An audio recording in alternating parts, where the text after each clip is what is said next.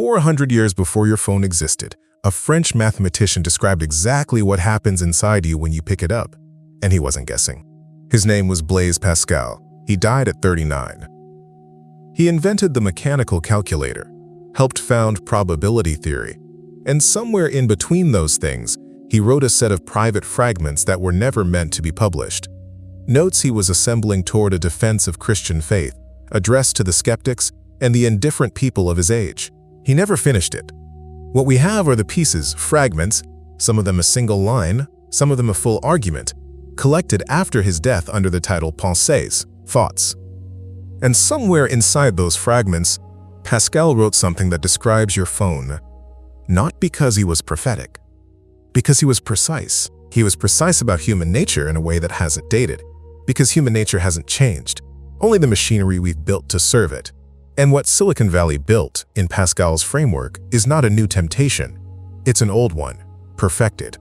Let me show you what he saw. Pascal opens the argument with a king. Not a wicked king, not a cruel one. A king with every comfort imaginable, every distraction available, every pleasure within reach. And Pascal observes something strange. The king cannot be left alone with himself, not even for an afternoon. Pascal wrote in the Pensées, "A king is surrounded by persons whose only thought is to divert the king and to prevent his thinking of self. For he is unhappy, king though he be, if he think of himself." Read that slowly. The most powerful person in the world, the person with no material want, no unfulfilled desire, no one above him, is unhappy the moment the court clears out and the room goes quiet. And the entire apparatus of the court, the musicians and the jesters and the advisors and the constant flow of petitions and entertainments, Pascal is saying all of it exists for one purpose, to prevent the king from being alone with himself. Now ask yourself what it means that the most powerful man in 17th century France needed constant distraction to function. It can't be that he had too much free time. Pascal's argument is more uncomfortable than that. The king is not diverting himself because his life is empty. He is diverting himself because when the room goes quiet, something comes up in the silence that he cannot face. Pascal called what comes up in the silence misère, wretchedness, the awareness of finitude, the awareness of the gap between what we are and what we sense we were made to be. The awareness, to use his actual word, of the abyss. We'll come back to the abyss. It's the heart of this. But first, stay with the king, because Pascal extends the argument. And this is where it becomes uncanny. Pascal wrote, "When I have occasionally set myself to consider the different distractions of men, the pains and perils to which they expose themselves at court or in war, whence arise so many quarrels, passions, bold and often bad ventures, I have discovered that all the unhappiness of men arises from one single fact, that they cannot stay quietly in their own chamber. All the unhappiness of men. One single fact, they cannot stay quietly in their own chamber." Pascal then goes further into an illustration that has stayed with me every time I've thought about the feed. He talks about the hunt. A man of wealth and leisure, a man who has everything, rises before dawn, rides for hours, tears through fields and forest, exerts himself to exhaustion. What is he after? A rabbit. And Pascal's observation is this: if someone handed the man the rabbit at the start of the morning, he would be miserable. He would not want it. The rabbit was never the point. What the man wanted was the hunt, the noise, the motion, the complete absorption of attention that makes it impossible to think about anything else. The chase is the product.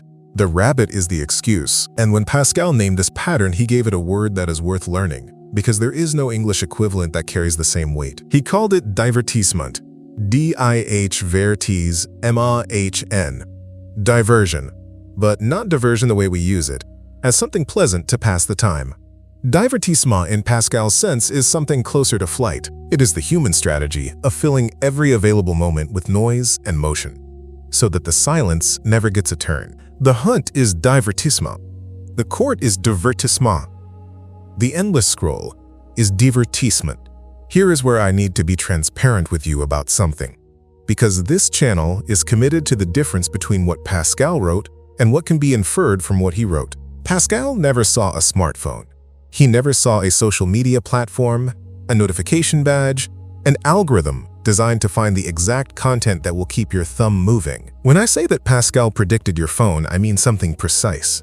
That he identified the mechanism, the human need to flee the silence of the self, with such accuracy that the mechanism he described maps directly onto what Silicon Valley engineers have spent 2 decades weaponizing. That application is mine, not his. But I don't think it's a stretch. I think it's the logical address of his argument, arrived at 350 years later. What the attention economy discovered, and this is now well documented, not a conspiracy, is that the most effective way to keep a person engaged is not to give them something they want. It's to give them something that almost satisfies, then withdraw it, then offer something else. The variable reward loop. The pull to refresh that might show you something new. The notification that might be important. The comment that might be kind. It is, in structure, identical to the hunt. The rabbit never arrives. The algorithm is designed to make sure it doesn't. Because the moment the rabbit arrives, you put the phone down. And that is the one thing the platform cannot afford. Pascal's word for this is still the right one. What your phone is selling you is not connection, not information, not entertainment. It is divertissement. A flight from the chamber. An engineered chase, personalized to your specific rabbit, available the moment the silence begins. Now, here is something worth pausing on, because it touches the people who watch this channel directly. You have probably heard a version of the claim that Pascal wrote about a God-shaped hole in the human heart. The phrase has been quoted in sermons, printed on coffee mugs, attributed to him with confidence by people who haven't read him. Pascal didn't write that. What he wrote is stranger and more precise and more honest about the human condition. In the Pensées, fragment 148, he wrote this: "What else does this craving and this helplessness proclaim but that there was once in man a true happiness, of which all that now remains is the empty print and trace, which he tries in vain to fill from all his surroundings, seeking from things absent the help he does not obtain in things present. But these are all inadequate, because the infinite abyss can only be filled by an infinite and immutable object, namely God himself." The infinite abyss, not a hole, not a gap you could fill if you found the right thing. An abyss, something bottomless, something no finite object can reach the floor of. Pascal's image is not cozy. It is not a vacancy waiting to be furnished. It is a depth, and divertissement in Pascal's diagnosis is the human species' primary response to standing at the edge of that depth. We run from it. We fill the silence with noise so that we never have to hear what the silence is saying. The king fills it with a court. The medieval nobleman fills it with a hunt. The person in the 21st century fills it with a feed that never ends, a stream of content calibrated by engineers who studied the same behavioral loops that Pascal was describing in 1660, and who understood, whether they read Pascal or not, that the product that sells itself is the one that promises to fill the abyss and never delivers. If what I'm describing is landing, if you recognize something in yourself when Pascal talks about the person who cannot stay quietly in their own chamber, I want to tell you about something I've been working on.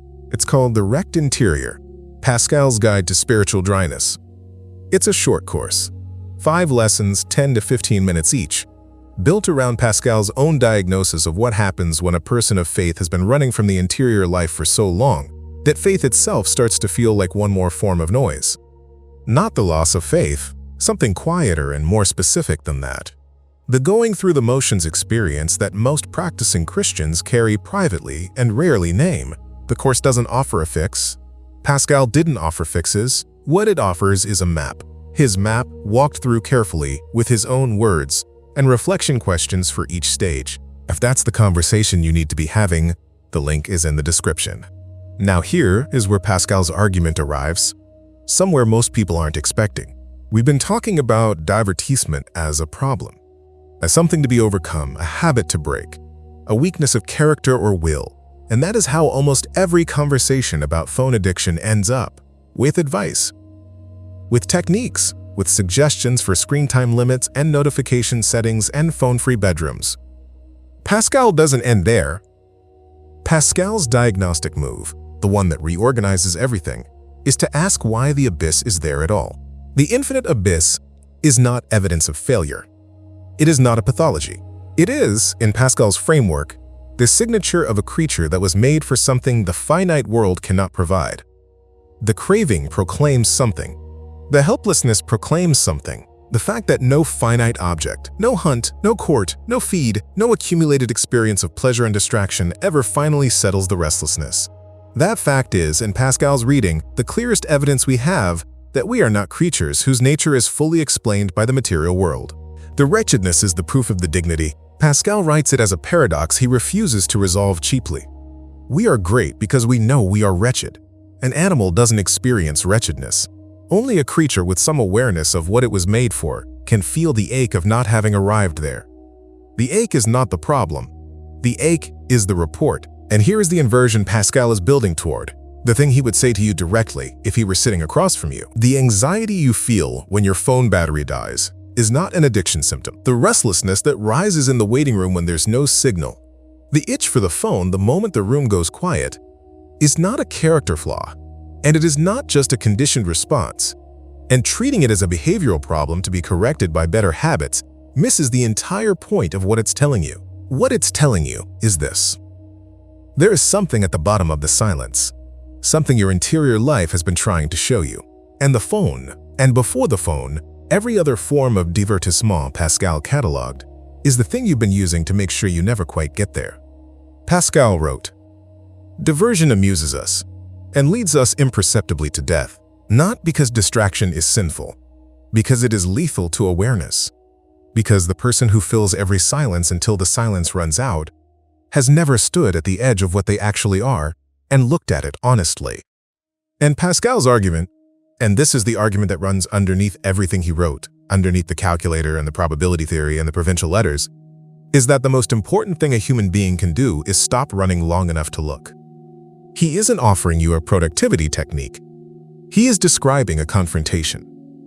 Pascal's own confrontation came late in his short life. On the night of November 23, 1654, something happened to him that he immediately wrote down and sewed into the lining of his coat. He transferred that piece of parchment to every coat he owned until he died 8 years later, at 39. It was found on his body. The document begins with a single word: fire. God of Abraham, God of Isaac, God of Jacob, not of the philosophers and scholars. Whatever happened to Pascal that night, it happened on the other side of the silence. It happened to a man who had stopped running, who had, by his own account, finally stood at the edge of the abyss and found that the abyss was not empty. I'm not going to tell you what to make of that. Pascal himself didn't try to make it transferable. He sewed it into his coat and kept it to himself. But the shape of the thing matters. The mathematician who mapped the human flight from the self in more clinical detail than anyone before or since, the person who understood, 4 centuries before behavioral psychology formalized it, that the variable reward loop is more addictive than any fixed payoff, that person did not end his argument with a tip for managing screen time. He ended it standing at the edge of what he'd been running from, having looked at it, and finding it was not what he feared. Pascal wrote something about this that I want to leave with you. Not the version you've probably heard, the real one. What remains in us, he wrote, is the empty print and trace of a happiness we can no longer fully reach. We can feel its shape.